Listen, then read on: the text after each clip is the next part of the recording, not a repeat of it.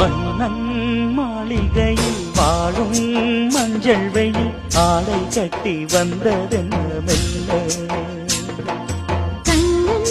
நீதான் என்று நீரா வந்தாள் என்று காதல் கதை ஜாடைகளில் சொல்ல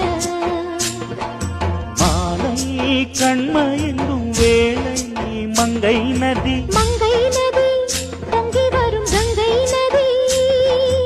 ஏதோ காமம் செய்த சூதோ அச்சம் விட அவன் ஒரு பானம் விட